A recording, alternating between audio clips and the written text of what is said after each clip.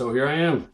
I am attempting to record my first ever YouTube video. I'm gonna make an actual video talking about and describing what my channel really is gonna be, but basically kind of the sum up is I'm gonna do movie and TV show reviews. It's something I've always kind of wanted to do. They're gonna be rough for a while. Like for example, this whole video, I've got a whole list of notes written out for everything. So I'm gonna be looking over here. I mean, we'll edit everything out, but there's gonna be a lot of pauses and a lot of awkwardness. Bear with me and try to watch until the end of the video and give me a like and a subscription. With that done, we're gonna go into what this video is about. This is my Avatar 2: The Way of Water review. First couple minutes or so are gonna be basically just me talking about the movie in a spoiler-free sense. I don't know if people really give a shit about that. I know that other YouTubers do it, so I'm just gonna try to do it and see what happens. It's also Avatar, so it's really just kind of a very straight through plotline action movie, so it's not like there's anything crazy or big giant twists or anything like that. Basically people die. Yeah, there's not too much to spoil. So basically kind of what I'm gonna go for here is I loved this movie. I was very, very surprised. I thought it was gonna be good.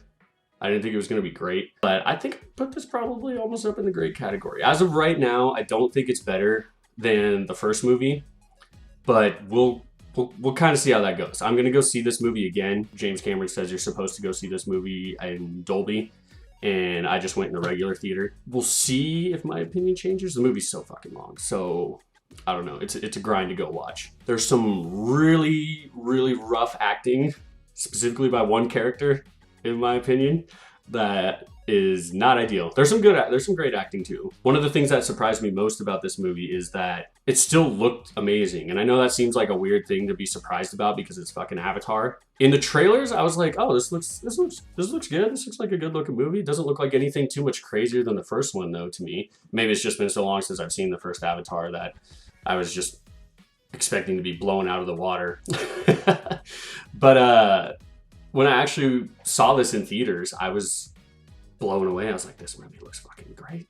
Everything they do, they have moments where they're coming out of water, and it's just something about that transition. And they do it probably like 20 times in the movie. There's something about that transition where they come out of the water, all of the water on their face and all the reflections and everything. It just is real pretty, to say the least. So I'll get to this later. I guess I already mentioned it a little bit earlier. It didn't feel that long, and I think that's probably because just the first viewing, that's kind of how things are. It doesn't bother you too much. You're so into it. But I mean, even for a 3 hour and 12 minute movie, I think it was, didn't feel that bad. And the only thing I have to compare it to right now, actually no, I guess Batman just came out recently too, but it was Avengers Endgame, which was also like 3 hours and 4 minutes or something like that. I don't know how long the Batman was, but I think it was either just under 3 hours or just over 4 hours. Obviously, Endgame was perfect to me. Love that movie. But anyways, this movie didn't feel that long. That's surprising because it's not like the culmination of 20 movies and over a decade of movies leading into the same universe. We'll see when I go see it again. I have a feeling that it's gonna drag on in the future the more often that I watch this movie, but we'll see. I think I already said that I like this first movie better than this movie. It just felt more new, you know, and there was all the hype and like everybody, I don't know, there was a whole frenzy around that movie when it came out, obviously. So I think I still enjoyed watching that movie more. There was a lot more, I mean, just the last third of this movie is amazing and so fucking cool. And it's just basically an hour and a half of action. God, it's gotta be like 5 or 6 different planes of action, like whether it's underwater or on the ship thing or on this island or in the air. They pretty much do everything, and it's long and it's great. But the first one, I don't know. The first one just gave me more goosebumps. I'd say this movie probably made me tear up more though, because there's some sad stuff in it. But I think they did a little bit of cheating on that. So I'm giving this movie, I am gonna do ratings on these movies. I know some channels don't do that, but I'm gonna give ratings. And I'm just gonna do a 10-point scale for this movie. I think I'm going an 8.5. I like it quite a bit. It was a great movie. I had a great time watching this movie, even though it's so damn long. But there's a lot of things I loved about this movie, and I had a damn good time. So now we're gonna move into spoilers. So I'm gonna click this bad boy on. If anybody cares about that, I go 3, 2, 1. Spoilers. Honestly, like I was saying before, there isn't too much to spoil about this movie because it's straightforward action adventure movie, you know? Where I'm gonna start at is things that I didn't like that much. Some of the acting is comically bad. There is a character in this movie who is, what is his name? Spider. Already a terrible name, so that's already a terrible start. He is the normal human Na'vi adopted child kid thing. I don't know, it's something like that, something weird. But man, some of his line deliveries in there where he's just like, yeah, I will do that. Or I don't know, I wish I could think of more examples. I need to see the movie again, but like another thing, the hissing thing. The hissing thing in these movies, I mean, it's I can buy it when you know the Na'vi are doing it, the giant blue people with tails that have their little hair penis things. But when it's just a human and he just hisses at his dad at one point in this movie, I guess I could just lead into that now. Is like his dad is the bad guy. I don't know his name, but the bad guy from the first movie. He's been reincarnated into a Na'vi body somehow. I don't know. I guess they figured out how to store people's memories. I don't know. I kind of just watched over that part. And his son is this kid who I was talking about that hisses at him towards the end of the movie because he like saves his life or whatever. And it is just, it was definitely the first time that I unironically laughed out loud at this dude hissing at his dad.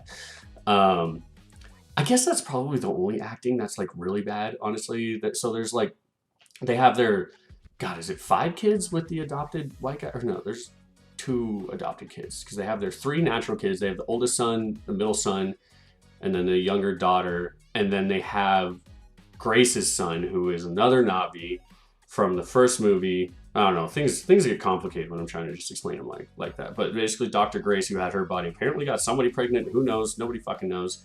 But she had a baby somehow, and they adopted her, and then they adopted this spider kid, who's the son of the bad guy from the first movie. You can just see how the story's getting a little convoluted, a little weird. The guy from the first movie, it ends up being the bad guy, but now he's just one of the blue people aliens. That's cool, I guess, but they're just fighting the same bad guy. It's kind of nice because it keeps it kind of a smaller story. And what I do like about this is that they set up some things in this movie that I think is going to make the next 3 movies really exciting, because this is supposed to be 5 movies now at this point, which is something that I'm pretty excited about. So clearly James Cameron has some kind of plan, and I'm going to get into that in a little bit. But I do like what they're setting up for the next 3 movies, because they have a couple of plot points, like that one adopted child who is Grace's daughter from the first movie. She seems to have like some sort of superpower connection with the planet thing, where she connects her little hair penis to the life on Pandora. She can like control it different than other people. She's a natural at everything. When she's learning with the way of water fish people, she can instantly ride one of their little fish guy things. I have no idea what to call those things, but everybody else struggles with it. She learns it right away. She like summons these sea urchin things, or summons those things to like fuck people up in the movie. It's kind of fun. So I don't know what that's leading to. Maybe she's Awa. Awa is the big like god person, or like whatever the living being in the planet, whatever's happening there. I don't know, but I'm kind of excited for that. And so even though they just brought the bad guy from the first movie, they did set up a whole another encampment and basically build a new city and kind of give us a rundown of like the new technology and things that they're doing, why they're able to set up again. And I forget what the name of the new city is, but there's basically like a big bad lady who I would like to hope is going to be the big bad for the whole series. We'll see, I guess, because that'd be cool. And that's what I was going to get into the next part, because now we're going to start talking about stuff that I actually liked about the movie. So the next part, I thought it was pretty cool that they actually have like kind of an overarching story, and I like that. I mean, even though it took, when did the first Avatar come out? 2009, so it took 13 years for this movie to come out. I know we have COVID stuff and bullshit, so I don't know how many years that added on to there, but it's been 13 years, but he was filming Avatar 2 and Avatar 3 back to back. So I guess Avatar 3's production, you can't even see my hand, Avatar 3's production almost done already. So these are supposed to start coming out every 2 years. And why I like that is because James Cameron clearly has a bigger picture for all 5 of the movies that are coming out, which is very exciting. Like, I think that's the biggest fuck up that Star Wars did, is like Star Wars was making stuff to make money. And that's about it. They were making stuff to make money. They didn't have an overarching plan, you know. I mean, I'm not going to go into all the Star Wars bullshit, but like how Last Jedi kind of sucked, and then Rise of Skywalker was literally they brought in a different director and just changed everything. It's clearly they had no plan for all 3 of the movies in that trilogy. They were just making stuff to make money. But that's why I think this is cool and kind of exciting. I like to see where they go. I like the overarching stuff. We want the cinematic universes. This is what everybody loves right now. It's what Marvel's kind of slacking in. This movie, I think I already said, yeah, I said it in the spoiler-free review, but it's the most beautiful CG movie I've ever seen. And that's comparing it to the Infinity War and Endgame now, who have Thanos that look amazing. These people, the Na'vi look so real. And I think the big game changer for me and like what really made them look good is them interacting with like real humans. And I guess it's kind of hard to tell what's real stuff in the environment or not, but at least with the real humans you can tell, like when they touch each other, when they interact with each other, they're there, and like there's no like, say like a hand going into somebody's chest because of some weird CG little glitch on them or anything like that. Like, this is one of the first movies I can remember watching the CG characters and thinking they look exactly how they would look if they were in real life. You know, it impressed the fuck out of me. So this movie definitely made me tear up a couple times. So one of the big spoilers, I guess, if you care, it's a character you're introduced to in this movie. So it's not like there's that much, you haven't gotten to know this character that well. I mean, it's a 3-hour fucking movie, so maybe you have. But the oldest son dies. I don't even remember exactly how it happens. They're like running out of some sinking ship, and he gets shot while he's diving off a balcony and slowly like bleeds out. The whole Sully family's crying over him. And I don't know, they did something for this stupid action movie to make me tear up a little bit about it. I felt real sad. But here's the kicker. This is the one where I was talking about where I think they cheated a little bit. They have these, so one of the overarching things of the movie is that there's these, I almost said elephants. I don't know why that came to mind, but they have these whales, these crazy little Pandora whales.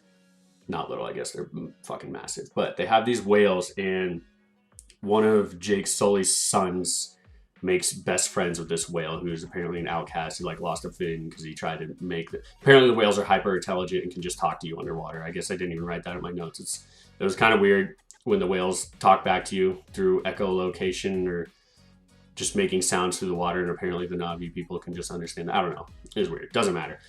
The first time that I saw subtitles pop up for the whale talking to one of Jake Sully's sons, I was like, this is a little weird. I'm gonna be honest. That whale like tried to help people or rally some whales to fight back against the sky people, and it's really sad because all of the whales just get murdered. They just get murked, and then that whale ends up being an outcast. But that whale comes back in the end of the movie to save everybody.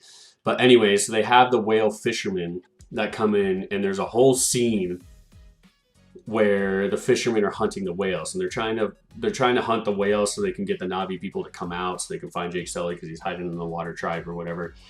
They hunt down this mama whale. They shoot her with these little harpoons that inflate with a little tube to make her float to the top so they can shoot her and kill her. Not only is that sad, you watch that, just making you tear up, but then the little baby, her little baby whale comes up and can't do anything. So the little baby whale's just rubbing up on the mom and like wondering what's happening. And then you come back to them when they find the whale later, and the baby whale is just dead because the mom is dead. So now the baby whale has to die because the baby whale couldn't go with the rest of the pod of whales. So the baby whale just dies. So there's just a floating baby whale there, and then the floating mama whale, and it was just satisfying. It was too sad. So that's what I meant by them cheating a little bit with me getting something teary eyed. But they did succeed in a Sully son dying, so I guess that was good for me too. I'm trying to think if there's anything else that I really want to talk about in this movie. I think Jake Sully, forget what his name is, his acting is good. It's what it needs to be for this movie. Some of the water people's tribe, like the leaders, like the man and the woman, it's so hard for me to remember names in this movie because they all got their weird Pandora names. I thought they did an amazing job. Trish that plays Gamora, she kind of got left out of this movie, honestly. Like, she just wasn't really in it too much. She was like there to be like kind of upset about her kids, and then she like kind of goes ham and does a lot of hissing at the end of the movie, and then that's it, which really kind of sucks. I think she's a really good actor and did amazing in the first movie. So I don't know, I guess she was just kind of underutilized. But yeah, all the kids were pretty great, I think, except for the spider, the human, not the spider, except for Spider. the human child, which I don't know, everything with him was kind of weird. Everything with him and the bad guy is just weird in the movie. But I don't know, that's just how it is. Sometimes you just need a little generic bad guy to get a fucking beautiful movie to watch like this. Kind of a little bit of closing thoughts on this. All in all, I really enjoyed this movie. Like I said, as of right now, I still think I like the first movie more than this one. We'll see. I'm gonna go watch this in actual Dolby, like James Cameron says you're supposed to watch it. I don't know how much of a difference that'll really make or not. I'll do that and watch it 1 or 2 more times to kind of see what I think. Like, I don't know. I'll have to watch the first Avatar again. I enjoyed the hell out of this movie. I thought it was a damn good time. For my little outro here, this is my little review of Avatar: The Way of Water. This is going to be a long process with me making these videos. You guys can already tell. I know I'm probably just gonna catch all sorts of shit from my friends. I'm excited about it, or how awkward this is and how shitty. I feel like this camera is only like, I think I bought this thing when I was 15 in high school. It's gotta be like 360p or something. We'll see how it looks once I actually get it uploaded to YouTube. It's gonna be a long process, so try to bear with me. Try to give me a like and a subscription. Also, oh yeah, I think I have a couple more things here. If there's any movies or TV shows that you guys want to see me talk about, feel free to leave a comment, send me a DM. I'm gonna be posting this on my Instagram and Facebook. You can send me a DM. I guess if you watch this video, you already made it to the end, so just leave me a comment. Like and subscribe. And then I promise these videos will get better soon. Just give me a shot, see how this goes. Thanks for watching.